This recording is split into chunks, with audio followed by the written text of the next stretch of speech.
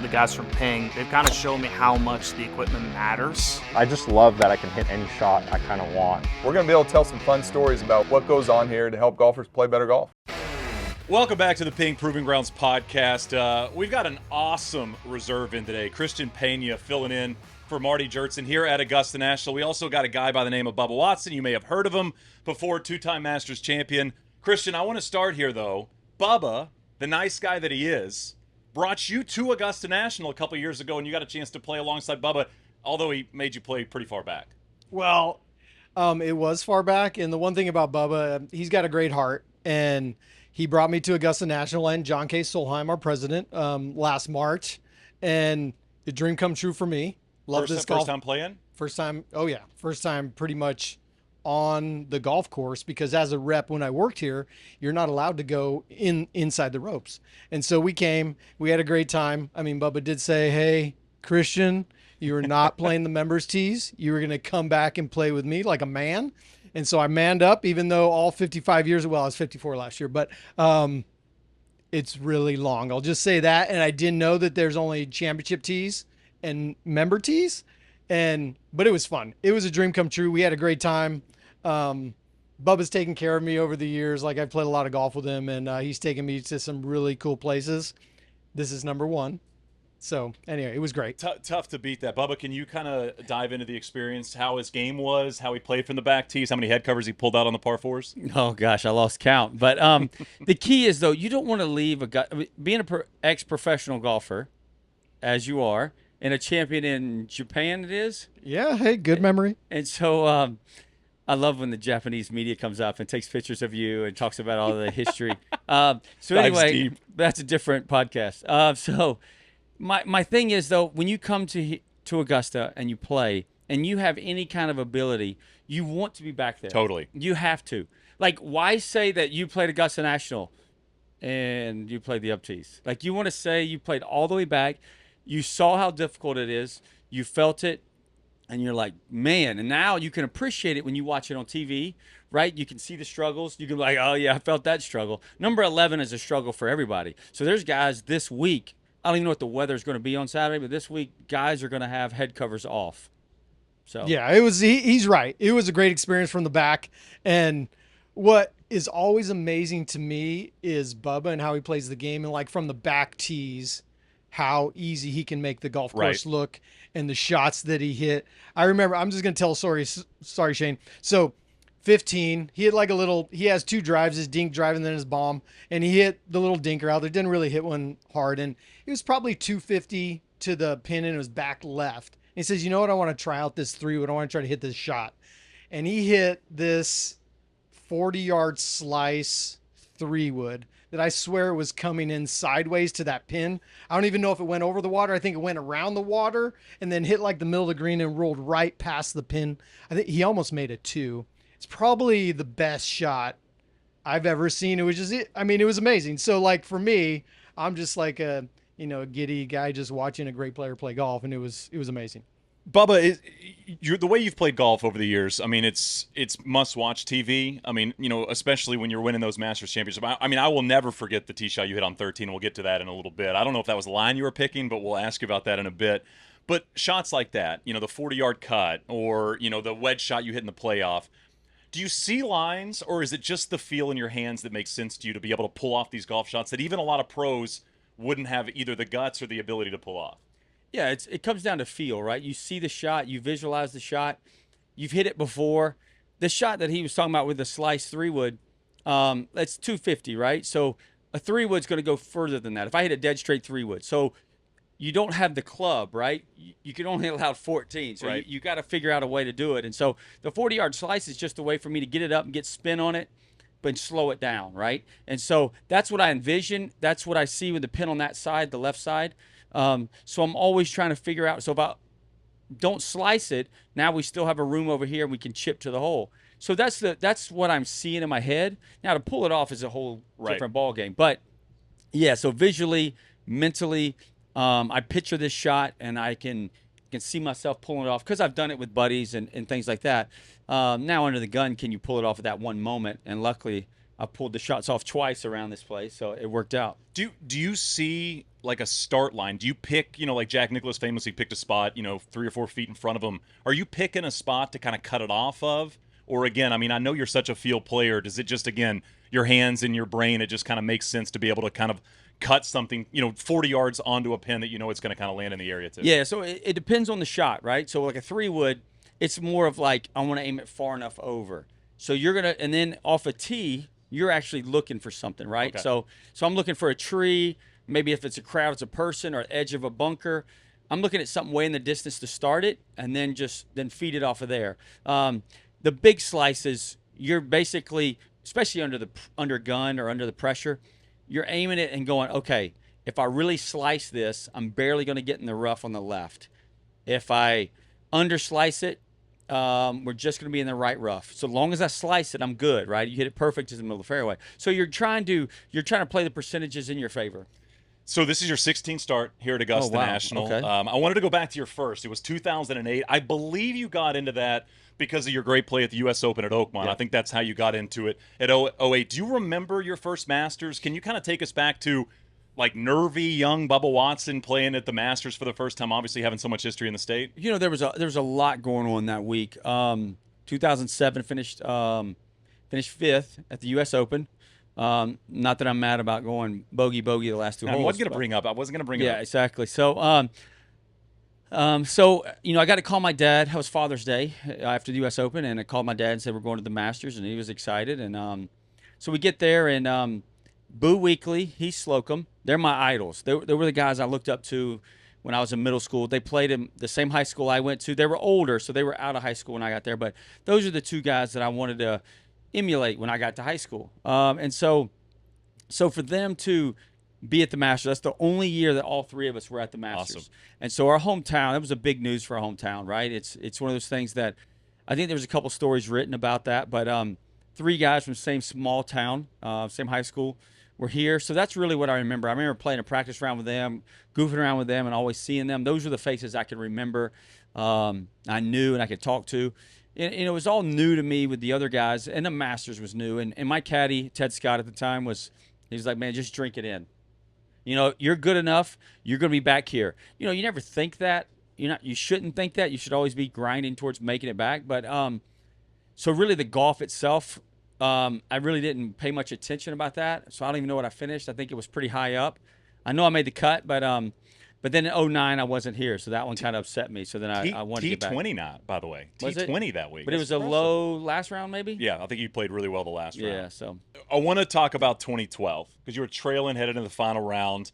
I'm not sure if people remember that you went on that tear late. I think you birdied 4 holes in a row, right? Starting at 13. Yep. What, not in the playoff, but what was it like for you? I know you're a guy, like you've talked about dealing with pressure and how it's been like for you to deal with pressure over the years. What was it like in that atmosphere comparatively to other golf tournaments that you've been in the hunt in and that you've won in the past? And how did you handle those nerves coming down the stretch with that great play late? It was crazy. Louis Oosthuizen made the double eagle on Right. 2, right? I think he had a 4-iron. I had an 8-iron in there, and he had a 4-iron. You had an 8-iron into 2? Yeah, it was, the wind was just perfect. I hammered one, but Louis, his ball took forever. It landed I think it landed just short of the green, but it was firm, so it rolled and took the break to that back pin and went in. By the time I'm getting ready to hit, the crowd erupts. I was like, the ball hasn't stopped rolling yet. And so then I sliced it over into the left trap. But at that moment, when he holed that, and I think I might have made birdie, I might have made par, I'm not sure, but I'm 4 back of him. And so at that moment, I'm like, oh my gosh, I'm 4 back of him, and I think somebody else might have been tied for the lead at that moment or 1 up. So I'm looking at this going, okay, we've just played 2 holes. I'm 4 back. Let's have a top 10. Let's have a top 5. Because I remember the U.S. Open, how big this is to get a top 10 or a top 5. It gets you in other events and Right. blah, blah, blah, right? And so I wanted to be able to say I played well at the Masters at least 1 year. So that's where my mindset went. And then Teddy on the bag, Teddy always tried to keep me in the moment, and he was always talking about that. He was always like, look, a top 5 here is amazing. I mean, things can happen. You shoot even from here out, you'll probably move up the board, right? Just because of things, because of pressure. And then so we just keep battling, and the next thing you know, I bogey. I'm just off the green on 12, but I bogeyed it I counted it as a 3-putt, even though it wasn't a 3-putt. And then that's when again Teddy was in my ear, and I was already saying it to myself, but keep fighting. Like, you got 2 par 5s, you can still have a great finish. You're still top 10. You're still this, and then you go birdie, and then me and Teddy, we were on, what hole was that, 14, and I remember years ago, I don't know if y'all remember, but I remember shots, and Tiger, and I've seen other people do it, where you hit it to that back fringe. Yeah, ran it up the hill. And spins, yep. or if you hit it long enough drive, you spin it back. Right. And so I told him, I told Teddy, I said, hey, what if we hit it to that fringe just to the left and spin it back down the hill? And he was like, yeah, that's perfect. Or roll it back down the hill, whatever, how firm the greens are. And it rolled back down to, I don't know, 7 feet. And I made it. And then, okay, we still have a great finish. Let's just finish strong. Let's finish strong. So you're not even thinking about anything at that. You're not thinking about winning. You're not into that. So I hit a great tee shot straight down the middle, hit a 7-iron in there, left it about 3 feet short from 20 feet. On 15? Yeah, on 15. So I made that putt. And I still, at this moment, I sit there, we talk about, we're one back. But you don't really put any thought into it. Because at the whole time, all you're talking about is a good finish. And then when I hit the 8-iron, I sliced the 8-iron in there and made that. And my putter raised. That's the first moment. I was like, here we go. Okay. And then when I walked to 17, I'll never forget it. This is the worst thing I could ever do. I was like, oh my gosh, we're tied for the lead. We have a chance to win. And Teddy goes, yeah, I know, man. And he goes, and then, but like, it's the same thought he had, maybe I had. It was just like that moment where we forgot everything we talked about all week. Having my son, we just adopted my son and all these things. And so we were talking about all this positive stuff, and that one moment we elapsed and went, and I sliced that drive so far on 17. Was Eisenhower still up at that time? It had to have been, right? In 2012, I'm assuming?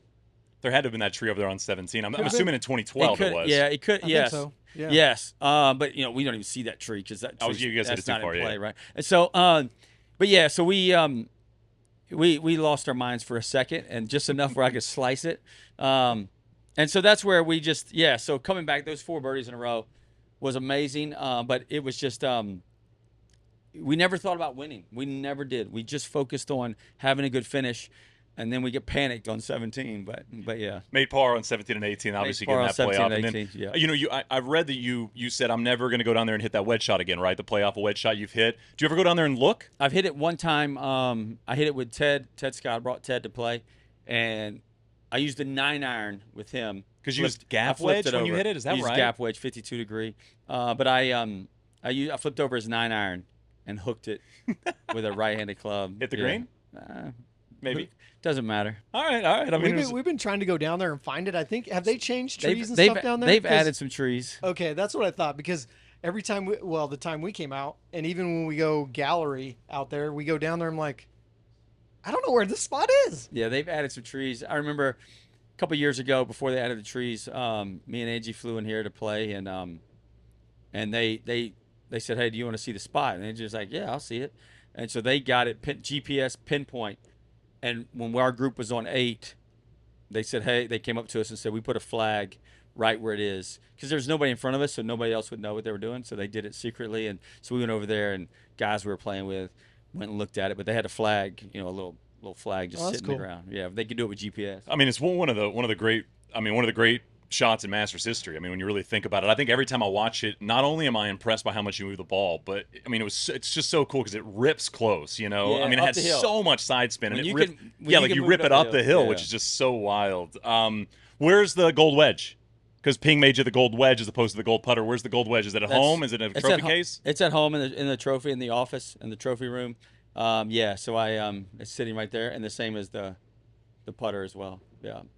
That's awesome. I think it saved them money by doing a wedge, because it was hollow inside. So they were like, "Hey, saved us $3,000." They need more players to hit wedge shots to win major championships. Well, I mean, gold putters. When you win a major, you get a solid gold putter. Right. Yeah. So he's got a couple of them, and we're counting on him. I mean, we're really looking forward to another major winner, and so we need you to be our guy. You've been our guy in the past. I got lucky too, by the way. My wedge, I have a gold plated, because they make gold plated for inside the vault, and so I have a gold plated wedge that they did special for some reason, and so they already had one in the vault, so they're like, "Hey, man, do you want this one too?" So I have that in my. have two. So I've got the gold-plated one, just like the vault, and I have the solid gold one. I want to ask about 2014. Okay. I mean, you know, like everybody knows Jordan Spieth now. At the time, he's this kid. I mean, he was, you Yeah. know, burst on the scene. What is he, 20, 21 years old when he's battling you? If that. He, Yeah, he takes the exactly. lead early in that final round, Yeah. and you made birdies in the middle of the round to kind of grab hold of that Masters. But I mentioned the tee shot on 13. I remember this was like hot and heavy Twitter days, Bubba, when this was happening. And this was like pre-video all across the board. Like you didn't have every shot like they have now on the Masters app. And I remember I screen grabbed the tee shot because it looked like when you hit it, I don't know if you remember. I mean, it was kind of I an remember. anxious look. Everybody was kind of looking, and then it flies, and you have what, like sand wedge into 13. Was that left of your line? What was the line you were trying to take on 13? So let's go with the first part, though. Jordan Spieth was coming on the scene. He's a great player, obviously. He was young. I mean, I don't even know if he was 21, was he? And so he birdies 7, the bowl pin. I plug it in the lip on 7, but I can use the bowl to help me. So I hit it, make par. So I'm 3 down with and Teddy and me were talking about it, and we're like, hey man, he doesn't know the pressure yet. You've dealt with the pressure. You've succeeded in the pressure. 2 years ago, you know what the pressure is going to be like. You know what you have to do. And then, you know, luckily for me, bad for him, I birdie 8, hit 6 iron into 8. It was downwind, hit 6 iron into 8, just over the green, made birdie. He hits it off to the side, hits it on about 35 feet, 3 putts. So now I'm 1 back. I go to 9. I hit a beautiful shot to 10 feet. He hits it just off the side, 3 putt. Well, he was just off the green, but he 3 putted. I birdie, so now I'm 1 up, right? So like, whoa. So then I just hung on. Nobody really, we both bogeyed 10, I think. And then nobody really did anything. He hit it in the water, but made a phenomenal bogey on 12. Right. So now we go to 13, and at that time, I think I'm 3 up. Yeah, you might have been No, two I'm at up. You 2 might have up. been 2 up. 2 yeah. up because I birdied 13. So, yes, you know, you're the wind is, like I said on 8, it's kind of like 8. You're downwind, and so I'm going over these trees, but usually when I try to just hammer one, it's going to be a slight draw. You pull it, whatever, right? So I was like, okay, as long as you don't miss it that way. And, you know, when you're trying to fight, make sure you don't pull hook it or pull it, you kind of leave it open. And so I left it a little open, and I knew I hammered it. I mean, I couldn't hit it any better on the smash factor or whatever. And so now we're just waiting. I'm like, oh gosh. And you're listening to see if you hear a tree, right? And then when the crowd erupts, that's when you're like, okay, we're good. You know, when a crowd cheers for your drive, and that's when Jordan was like, hold on a second, wait a second, because we were listening, right? We were listening to hear it, and then we get up there. I mean, I have this beautiful picture. It's framed up. I asked the Masters for it. Teddy has one too. There's 2 that I know of that we got framed up, and it's only me and Teddy. I'm hitting my shot. I'm 120 to the front, 140 hole. I've got a 56 degree. Trying to hit the, 130 and then let it spin down to the hole. And out of the whole tournament, it's Sunday of the Masters. Jordan Spieth is, he kind of left his drive out. I mean, I hit a ridiculous drive, but Right. he hit a drive out. So he's 100 plus yards away from me, and there's nobody. You see the camera tower behind the green, you see the flag, and you see me and Teddy, and you see me at impact. I'm right here. There's nobody. And so I said, this is the greatest picture I've ever seen for us. And so I have one hanging up in my house. Teddy has one at his house. But going back to the tee shot, it was a lot of luck involved. But Right. but what we've always said, it doesn't matter how great you're playing or how great you're playing. There has to be something during the week that changes the momentum. I don't believe in luck. I don't believe in this, but breaks have to go your way. It's your moment. It's your time. It's whatever. My ball went through the trees. It had to touch something, right? But it made it through. Look at shots that we've seen everybody hit around Augusta. Not only Augusta, but every golf tournament. They made a putt. They chipped it on a Thursday. They made a long putt on a Friday to make the cut, and then they shoot crazy on the weekend in L.A. like a 64-64. Wait, who did that? Yeah, but like ball stays up. I mean, you're so right. It's- I always say we don't. I think in golf coverage, because golf's so long, we don't go back to those Thursdays and Friday breaks enough. Right. Because you talk so much about Saturday and Sunday. And I mean, I remember James Hahn years ago when he missed all those cuts in a row, and then he won Wells Fargo. I think he missed 7 cuts in a row and won Wells Fargo. Yep. I was talking to him about it one time, and he said he'd hit it in a divot on Thursday and go, "This is why we're going to miss the cut." You know, it was negative talk Yeah, to himself. And then he said, I remember his caddy saying, we got to stop doing that. Let's try to pull something off when we hit it in a bad spot or do something. And literally that was the mental switch that happened. And he goes on to win after missing 7 cuts. Like, you've got to almost embrace the things when something good happens, like on 13, didn't hit anything, I'm in the green, I better make birdie here, right? Like, I got to pull off the golf shot, and that gave you the opportunity to kind of take hold of that tournament. Right. There's a lot of times the guy that has the best ball striking week does not win. Right. That's why I say in a tournament, if you can top 10 in any tournament in the world, or you can top 5, you're playing really good. There was a little 1% difference in you and the next guy. He chipped in twice for the week, so he beat you. Or he made a 50-footer that you didn't make. So it's a fine line, and that was my moment. There was other moments, but that was one that was like, hey, maybe it's meant to be. And then nobody else birdied, so I got lucky. I could just struggle my way in. You say that too, like 13. If I remember correctly, that was the year they had a big freeze, and a lot of the trees were dead. They didn't have as many leaves on them. I don't know if you remember that. So like your ball's going through there, and usually it's really lush, and so you have all these different factors over. I call it Providence. Yeah. And here comes your ball. It's going through, and then it lands in the fairway, and I'm like, this is his. I mean, like you said, I think I'm with you. Not necessarily the luck. Like, it was Providence. All these little things happened over the year, and then you get here, you hit this beautiful drive over there, goes right through the tree. Well, over, through, whatever you want to call it. We'll say over. We'll say over. It's been a Onto while. the fairway, right? And then Right. I mean, it was beautiful. It was awesome. So then let's go back to that. So I got 2 things. Not that you care, but I got to tell you anyway. We do. We care. So number 11, Friday. My ball This is 2014. and 14. Yep. My ball is in this pine straw, and Teddy looks at me. And Right he's- or left? I'm right. So you're right in the punch right there. So yeah. you got to aim it. For me, being left-handed, I got to aim it over the water and hook it. Right. And Teddy was like, man, we just need to lay up. And I said, nah, man, I got this shot. It's a hook, man. I got this shot. And I took out a 9-iron, and it was stupid. It was 190 or something to the pin or whatever.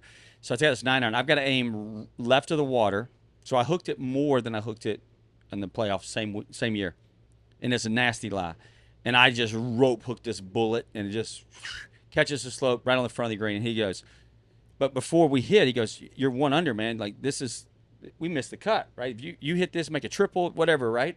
And I said, no, man, this is easy, man. I got this shot.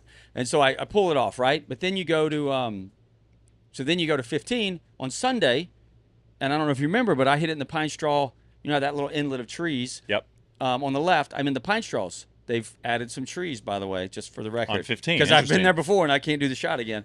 So I'm in there in the pine straw, and Teddy looks at me, and I was like, I'm not laying up 40 yards down the fairway. Like, I'm not doing that. And I said, we got a wide open shot. We got 184 to the front, man. It's like, dude, I do this every day of my life.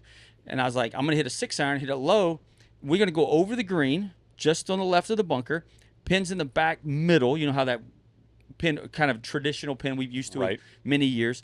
And we can chip it short of the green and 2-putt it for par and walk out of here, and we're still leading.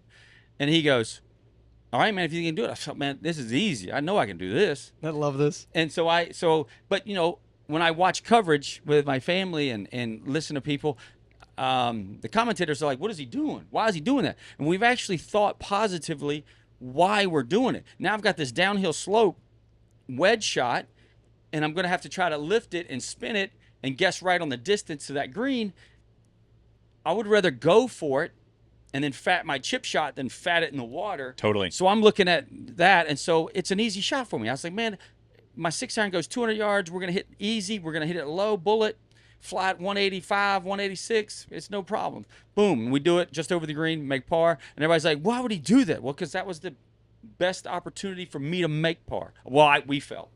And so those are the moments. Like, again, I could have been behind the tree, right? And then I had to chip out, and then I hit it in the water and lost, right? So there's just moments that happen throughout the week, especially on Sunday, that moments that you don't think about at the time, but then at the end of it, you're like, man, I just missed winning because of this, this, and this, or I just won because of this, this, and this, right?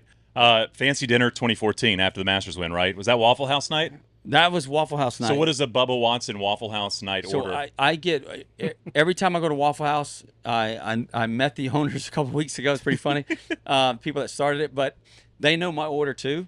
because of the Masters. But I get 2 grilled cheese, hash browns covered, double Okay. hash browns, 2 grilled cheese. There you go. On the same plate, Okay. and cover the hash browns, and then I just douse it all in ketchup. Nice. Um, I mean, no waffle, no breakfast food. I feel like you're kind of That's going just- like a that's little bit just- more It any doesn't day- matter. any time of It day. doesn't matter if it's 7 in the That's morning. right. It doesn't matter if it's 7 at night, 2 in the morning. It's the same exact. I mean, yeah, we I just do have a said- menu, by the way. They made me a menu, But the Waffle House did. and it's the champion special, and it's a little picture of me on there. That's and so good. So I have it in my trophy room. But as that's well. like, I think we just heard Bubba Golf, how he, plays golf, and then Bubba eats. Yeah. I mean, Exactly. it's amazing. It's Like, like a new- and- that's a new YouTube series. You want, Exactly. but you want comfort, right? Th- The reason yeah, why for I wanted to sure. go over the I mean- green, so if I fat it, it won't be fat in was the water. comfortable too. So that was comfortable to me. Like it now, it doesn't make sense in your head or the announcer's head, but that's where, in my head, it all makes sense. And when people say, "Man, you could do this, this, and this," I'm like, "Man, I've won 12 times, 2 majors.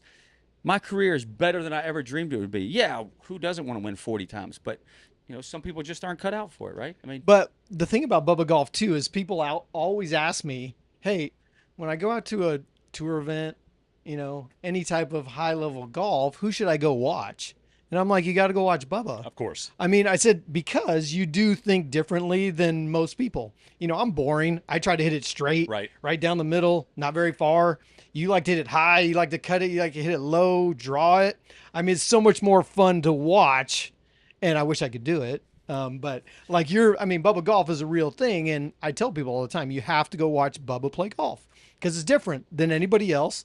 And you're going to enjoy yourself. I mean, it's always enjoyable, and especially in modern golf, so many players are trying to just simply hit the ball straight. Yes. Bubba's kind of a bit of a throwback in terms of the way he moves it. It's funny. 100%. A buddy of mine played with you. I think I've told you the story before. A buddy of mine played with you in a mini tour tournament years ago. And he was a good player. His name was Casey Broadus. He played college golf in Texas. He played with you. I think it was a Tight Lights Tour event or an Adams event or something like that. yep. But he said, you're the only guy in all of his years of playing pro golf that he called his dad after and said, remember the name Bubba Watson. He said, you didn't necessarily shoot a great number. I think he said you shot 3 or 4 under. But he just said your ability to move the golf ball, how far you hit it. I think you had a pink shaft you painted yourself at the time. But he just said, this guy, it's different to watch. And I'm assuming you've heard that probably a lot in your life, is that even from pros. Like, I remember when you burst on the scene, Tiger loved playing practice rounds with you because it was different to watch the way you go about your business. Yeah, for sure. So my dad used to paint all my putter shafts and all my things like that. So my putter was definitely doctored up with paint and different things. Is that where the pink came from your dad? Is that where the So love my of dad, pink? loves bright colors, and it stood out, and it's easy to notice. And so pink, it made sense because it's funny, right? When a guy has a pink driver, then he outdrives you. You can't really make fun That's of it, exactly right. But then as I got older and became a professional golfer, it's like, how can we help people? People helped me to get here. So then we started Ping let me do the pink drivers for charity, and we've helped many places around the world, but 2 hospitals, the one in Phoenix, the Children's Hospital in Phoenix, Children's Hospital in Pensacola, Florida. So that's what the pink drivers are for. But no, it's funny. I played with a couple guys this week that don't really I've never played with. One guy I've never played with. And so I hit a couple shots that were Bubba-esque, and I could see him. He looked at me. He looked at his caddy. He looked back at me. He was like, "What was that?" And I said, "Well, I had to take some off, man. So I had to hit this big old slice, and I had to do like this." And he was like, "Okay." This is what they talk about. As he's laying up on this par 5, and I'm going for it, he's like, "Okay. I didn't see it, but okay." Yeah. So, but it's like, but if you think about it, like Bryson DeChambeau, he plays a different game, but it's straight. Correct. He's trying to hit it miles, but straight. He's not trying to do all these curves and things. So he's still doing what everybody else is doing, trying to hit the ball dead straight. He's just going about it differently. He thinks differently. So that's the way he draws it up. We all draw it up differently. Yeah, yours is just, I think, the prettiest drawing in my opinion. Just the way, again, I mean, it's just fun to watch because it's just so different. Right. Yeah. The shot tracers are messing up sometimes. Thank good. Yeah, Oh, you know what? for sure. We needed the tracer like 5 years earlier for Bubba, like prime Bubba curving the golf ball. Well, I think it's great. Bubba fits the Ping brand great because, like the Solheims, like Carson was thinking outside the box when he Yep. was making his clubs. You know what I mean? Everybody's like, "Oh, this crazy guy's bringing out this putter. Nobody's gonna like the putter," right? And then once somebody gave it a chance, they're like, "Wow, this is really good." And I mean, I think it's been all the years I've been at Ping. I mean, Bubba and the relationship he has with John has been really special. And I think it's been a great relationship, a great partnership for many years and for many years to come. So, and all the charity work he does, he's got a great heart. Has done so many great things, and I think a story I've never told anybody before, and I'll tell it now. But my daughter got sick when she was 15 years old. She had leukemia, and he's a big donor at Phoenix Children's Hospital, where we spent a lot of time. But I was gone for like 2 months. From helping the guys on the tour. And then, I think the first week back, I'm close with Bubba and Teddy both. And, they were encouraging me all the time. They would text me, hey, we're praying for you. Hang in there. And, when I saw them, they gave me a big hug and said, hey man, we're praying for you. You got hang in there and the whole thing. And these guys were really supportive. It wasn't like every player was texting me, but these guys stayed in touch with me all the time. They really were an encouragement. And a couple cool things he did for my daughter. He did a couple videos. One was with Ricky, I think, and P. Reed. And so, my daughter knows Bubba and knows Ricky. She's like, oh, that's cool. That's Captain Jack. I was like, yeah, Ricky Fowler. He used to look like Captain Jack back then. And then she loved Justin Bieber, and he's buddies with Justin Bieber. And they sent over a video to Gabby, hey, get well, be well. Awesome. And so, like, Bubba's always going to have a special place in my heart just through, difficult times in life. I mean, him and Teddy both are really great. And they're a great encouragement to me. So, and then the work that they do for Phoenix Children's Hospital has been amazing. We spent so much time there, and all the kids that they help is amazing. So, when did you start wanting to get into the philanthropy? When did that become a part of you, not just as a person, but as a pro golfer? Because I feel like you got into it, I don't want to say, earlier than most people do, but it felt like something that kind of popped up the moment you started to become a household name. It's funny. When I was 14 years old, the golf course I was playing at, the guy that's got me started, he's a left-handed pro golfer, Hiram Cook.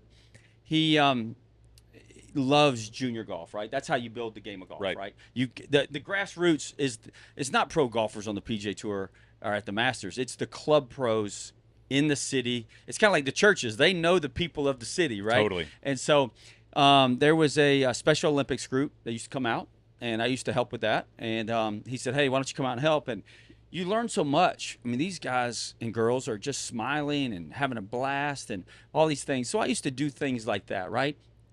I didn't think that was helping, even though it was. Because time, some people don't have money, some people just have time, or some people have energy or a shoulder to cry on. Whatever that is, right? You can always help. And so for me, I saw that. And then as I get older, I'm like, hey, when I start realizing what a sponsor is, as a kid, I didn't know that these banners meant anything. I'm playing a junior golf tournament, and there's a banner over here, and there's a banner over there. What is that? And then the reason why my golf tournaments, my junior tournaments were free is because of these sponsors. Or if it was $5, I remember tournaments were $5. Some tournaments, the big tournaments were, there was a $100 fee, but my parents would pay for these or not pay because of sponsors and people helping and want to give back. So I learned that at a young age, but then when I finally started doing my own stuff and became a pro, I wanted to do it. Listening to these guys, John Solheim has been my granddad, right? And I know I'm putting an age with him, but that's who it was, because obviously he can't take the place of my dad, but he's my dad figure. And so that's the guy that I ran information by, asked him questions. Even though he wanted me to be at the Ping staff, he said, look, man, if there's a deal out there that's better for you and your family, you leave Ping, take this hat off and go somewhere else, right? Like I'll drive you there. And that always stuck with me. And I know how much they give. They don't tell the world how much they give and what they do and what they're helping.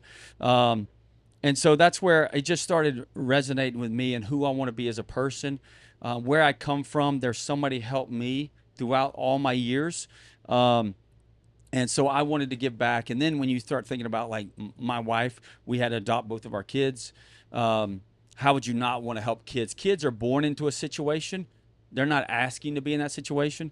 And whatever that situation is, bad or good, it just happens, right? So let's help them develop and grow. Maybe they're going to change the world. Maybe they'll change cancer. Maybe they'll be the next president or whatever. So that's why I always want to help the kids. And then getting involved with hospitals is an amazing journey in itself. And then, so I've done a lot of things outside the U.S., a lot of things inside the U.S., but the hospitals have probably been the best, because the Watson name will go away. The people of Ping will go away, but the hospital's still going to be giving. Right. And so your legacy is still going to be part of that history. How is your relationship with pro golf right now? I mean, are you still passionate about it? Do you still love it? I remember years ago, I think you said maybe that if you win 10 times, you were going to walk away from it. Is that right? Did you say that years and years ago? I said I might just walk away because I always had a dream to get that card. Right. The PGA Tour card. They actually gave, I don't know if they give now, but back then they gave you a yeah, card. yeah. They stamp your name and do that whole thing. Yep. Oh, yeah. And so it was cool, right? I had it, and my interview, I never got a word out because I was crying so bad. And then you actually win a tournament, and you're like, well, I guess I got to change my goals. I got to win again. So then I set my goal at 10, unreachable. I'm at 1, and now got to get it 10. It's an unreachable goal. And then I get there, and you're like, I guess I got to change my goal. So you always have a goal, right? And so right now, to be honest with you, I retired from the PGA Tour. I put in my resignation and went to live. And the reason why I went to live, there's many reasons, but one of the big reasons I went to live is it's lonely out here. It's very lonely out here. Now, you have guys, but he's working with a bunch of guys. There's other people. Right. My caddy's got friends. I mean, it's very lonely. And now having a team, gosh, and not to keep talking about him, but Matthew Wolff, I see a lot of me in Matthew Wolff. Matthew Wolff is a talent that we rarely get to see. And so when you think about a 24-year-old, he was, I think, 12th in the world or 14th in the world at age 20. At age 20 now.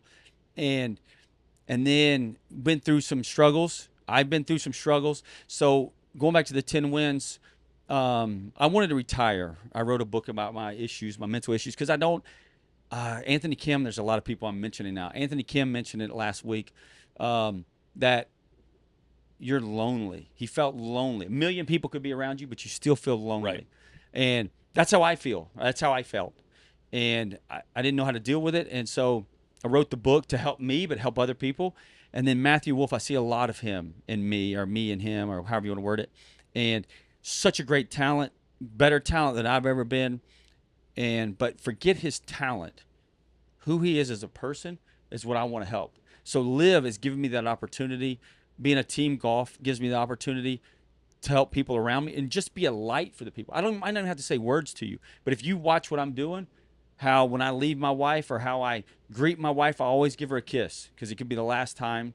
Yep. I always tell them I love her. Always when I say bye, going, whatever, right? You tell her as much as you can, and then he'll see that and go, oh, Kim, his fiance, soon to be wife, he might feed off of that. I fed off that from my dad, and so, there's little things you can teach without even saying a word.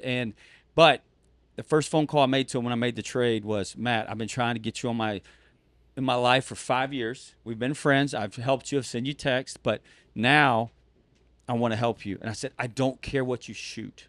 You could shoot 100 for the rest of your life. That's not what I care about.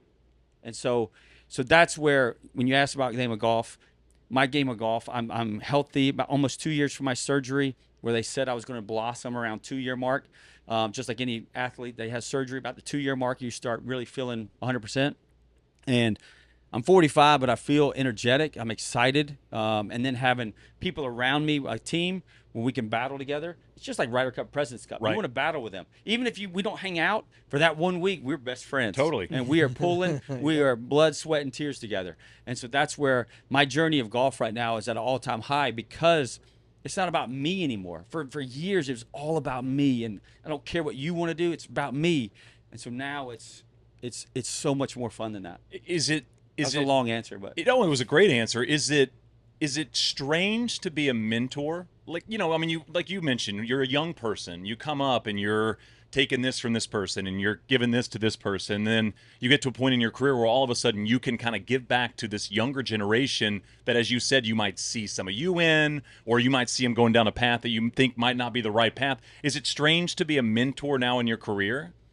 It is, because of the fact that for so long I was so selfish. Right. I Young was- people it are was- selfish, as we all are like that. Right, and sometimes you might even creep into the old people as selfish, because I was kind of in that area too. And so, for me, I was so selfish for so long, and I don't know if many kids, when I say kids below 30, can be as good as they are without being a little selfish or a lot selfish. But the one person that comes to mind is Jordan Spieth. I've always looked up to Jordan Spieth, even when he was younger, right? He was so, yeah, we all get animated, but man, his mindset, his drive, his parents, I mean, having his sister now married with kids, but like just watching him, yeah, we're always going to have moments, but watching him and how he carries himself and how he is always kind and considerate.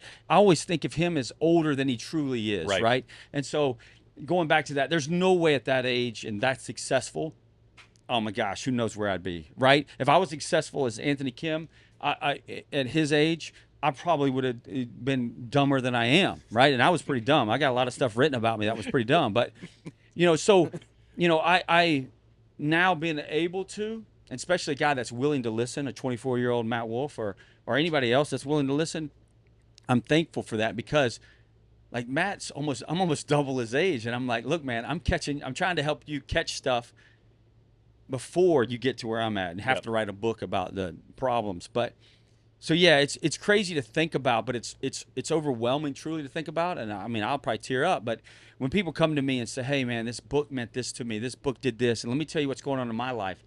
And it's amazing. I've had volunteers, I've had tournament directors, I've had players, I've had caddies, I've had random people on the streets to tell me about my book and what that meant to them. I mean, so yeah, it's crazy to think that this goofy golfer that's never had a lesson from Baghdad is now looked up to and not only for them but my two kids, right? And I've got to be a leader for them. And so yeah, it's overwhelming to think about all the stuff that I've been able to do and accomplish. This means the most. Yeah, that's awesome. And then my thought, when I was working with you on the range, then we must have been Dumb and Dumber, because sure. Which one's dumber? I think it's day to day. I think it's just day to day. Yeah, one picks one picks the other. Before we go, Bubba, I do want to ask just two equipment things. One is the grips. Yeah. Okay. I mean, you grow up a young person, you have just a normal grip. I mean, that's how we do it. Maybe you wrap it a couple times. I mean, yours have like 14 wraps under one hand and not so many under the other. When did that start? Why do you do it? And how annoyed do these guys get when they have to regrip your things with 14 exactly on one side? It's not that bad. Let's start from the last part. Man, they hate it. When I come in, they're like, man, we got to cut out the whole day. We're only doing Bubba's grips. Got everybody in the factory working. What is it? Is it 14 under the left hand? Is that right? No, so it depends on the club. Yeah. So the driver's like 10 and 12. 10 wraps on the one top okay. and 12 on the bottom. I always say top and bottom because he's a lefty. I always get the hands confused. And then his wedge was always bigger. I think it was 11 and 13. But now Spencer's told me you've got another one in there that's like a 12 and 14. Yeah. I don't know exactly. We're always trying to help him cut the ball. Okay. So the bigger grip helps that. And he sets it like 10 degrees open. And I'm like, there's no way it's 10 degrees. In my opinion, I think it's way more than 10 degrees. But we call it 10 degrees. Like the actual grip. Like if you have the logo of the grip going down, we set. Or is that with the irons? Because the driver, the irons, and the lob wedge are different. Correct. They're all different. There you are. Those are the three difference. Yeah. And then the other thing, that's the grip, the big grip. And then the hard part, putting on the grip, which I don't have to put on the grip, so it's no big deal. But if the guys don't mark down, they can lose count. When you're counting, of you go, course. Wait a minute. Did I mark it down or did I not mark it down? I think I did. And sometimes they redo it. Yes. I forgot. Yep. So I'm on 12 or 11. I don't know. The greatest thing is his feel is so good. He can tell if there's not enough wraps or too many wraps. And then the other thing is the manufacturing process is not perfect. So sometimes the grips are a little different sizing. And then the other thing we do to help him cut the ball is we do a deep heel grind on his irons. So we cut out. There was a time, I think, when he first started with the S55s, which lasted like 10 years.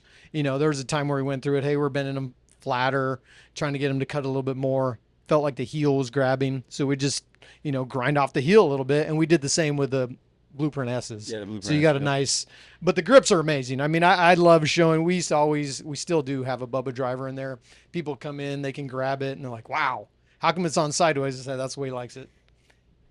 Not going to change it. So he's a field guy. There's a lot to uncover here, by the way. Yes, a lot. So, we're pulling back some serious stuff. But here's the thing, though. So goes back to how I play golf, right? Charles Howell, I've known him since we were 8 years old. Charles Howell, somewhere 14 something, he had bigger grips. And the reason why he had bigger grips, he wanted when he choked up, he wanted to kind of feel the same. You can't have it perfect. It has to be a little off, but I think because there the has to be rules- taper by the USGA rules. but it has to be It's gotta be tapered. tapered a bit, So it yep. can't be the same. But he used to have that, and man, I grab it, and I'm like, man, that feels great.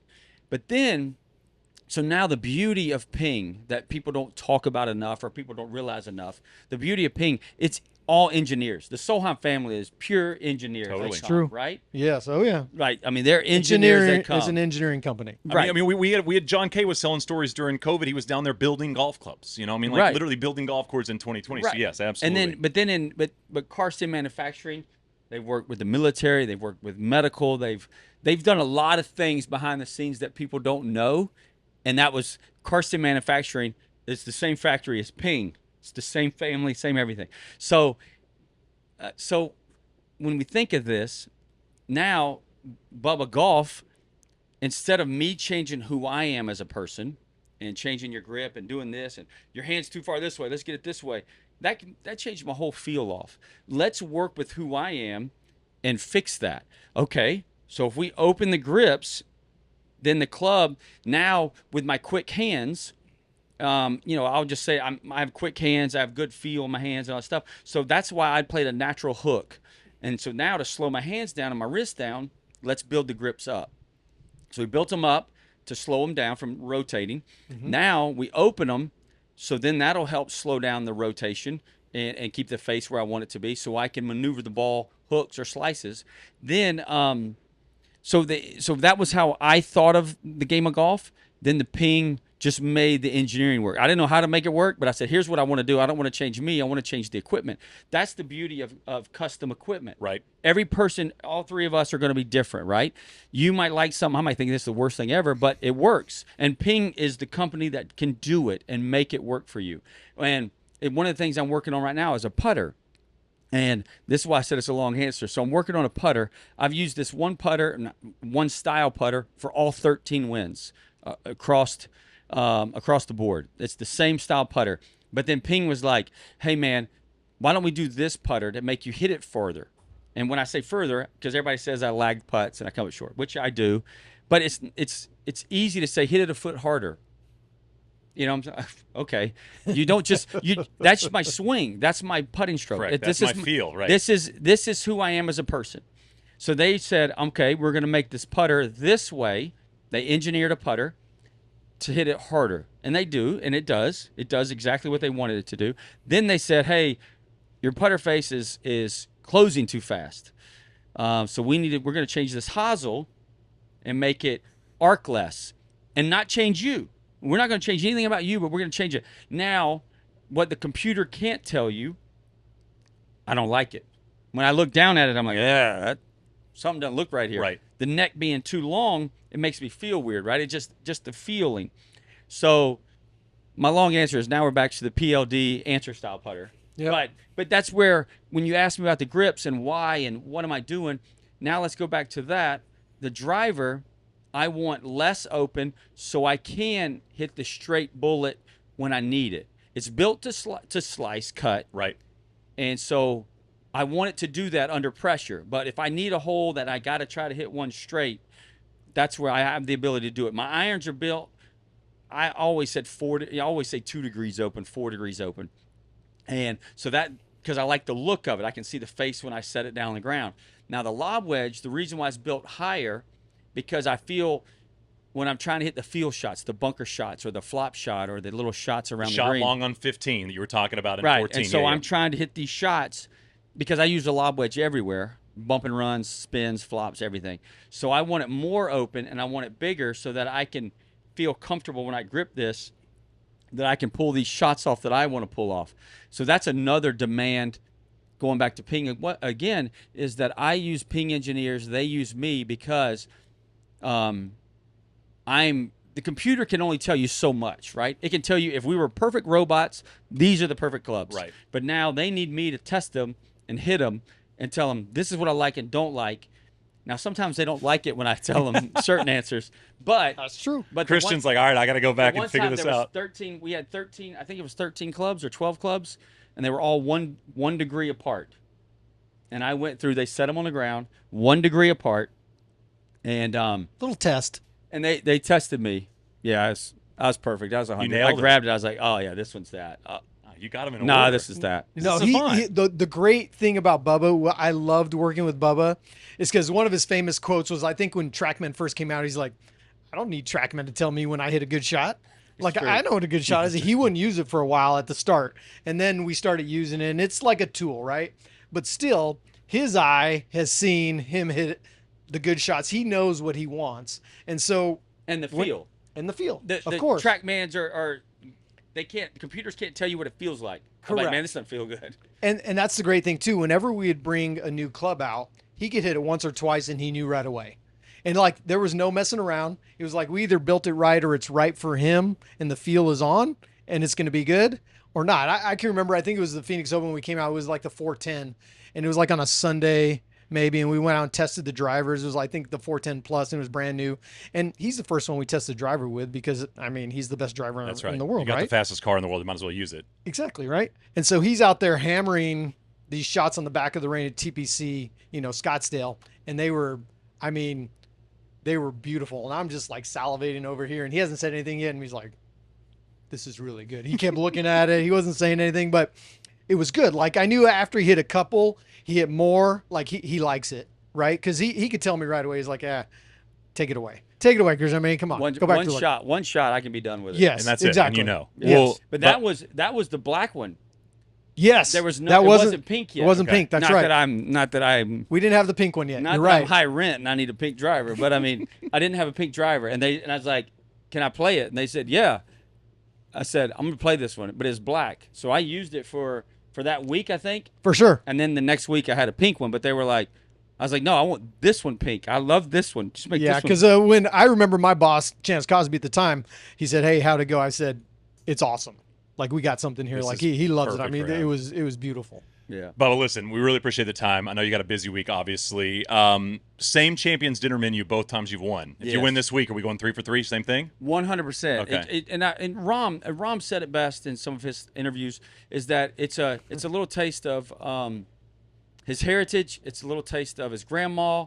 I mean, there's a reasons why we do everything. Totally. Right? We can lie and say whatever, but my mom, she's from Mississippi. I'm from the South. It's country cooking. It's home cooking. It's the feel good foods. It's the foods that everybody likes. And it's an homage to my mom, right? Like you want my mom to feel special at this event. My dad didn't cook anything for us, so if my dad was still alive, you ain't getting nothing. But last thing. I did read that you eat before the Champions Dinner in case. What? Is that still true? You still power through a couple burritos before the Champions Dinner? This week, I will definitely eat before. Okay, we show. I got Not you. because Listen, that's chess, not checkers, dude. Like you're thinking outside the box. there. people asked. They I said love it. why. They said why. I said first of all, we've got the greatest golf tournament ever produced, the greatest sporting event in the world. People don't even play golf are watching this, right? So yeah, I want comfort food. I want my body to know what we're eating. I want my body to be used to it, and I want to be ready to go in 2 days. No curveballs. No curveballs curveballs. Well, listen, Bubba, we really appreciate the time. Good luck this week. Awesome catching up. This is the Ping Proving Grounds podcast.